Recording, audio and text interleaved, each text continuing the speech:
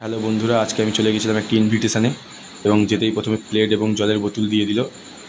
প্লেটটা খুবই সুন্দর ছিল।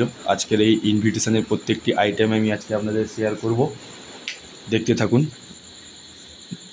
যেতেই প্রথমে আমাদের লেবু দিয়ে দিল পাতে। লেবু দেওয়ার পর নিয়ে এলো স্যালাড। স্যালাডে দেখতে পাচ্ছ বন্ধুরা, শসা, পেঁয়াজ, গাজর ছিল এবং আমি সবগুলোই একসাথে সাইডে করে নিলাম। এবং তারপর নিয়ে এলো গরম গরম ভেজিটেবলটা খুবই টেস্টি এবং গরম ছিল।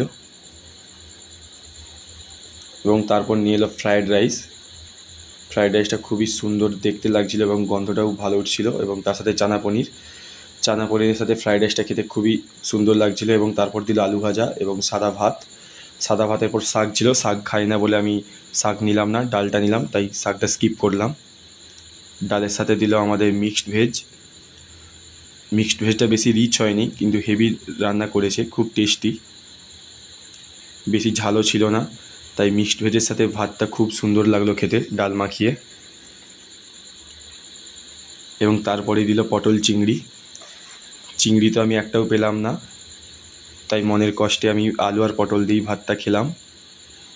এবং তারপরে নিয়ে এলো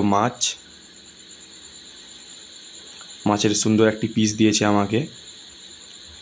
মাছটা খুব জুসি এবং খুব সফট ছিল, হাতে দিতেই ভেঙে যাচ্ছে এবং মাছটা খুবই সুন্দর ছিল, টেস্টি ছিল।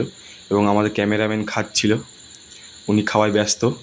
এবং তারপরে দিল চাটনি, পাঁপড়, আমের চাটনি এবং পাঁপড় দিল। পাঁপড়ের পরে দিল দইটা দেখো বন্ধুরা, দইয়ের কালারটাও যেমন, খেতেও তেমন।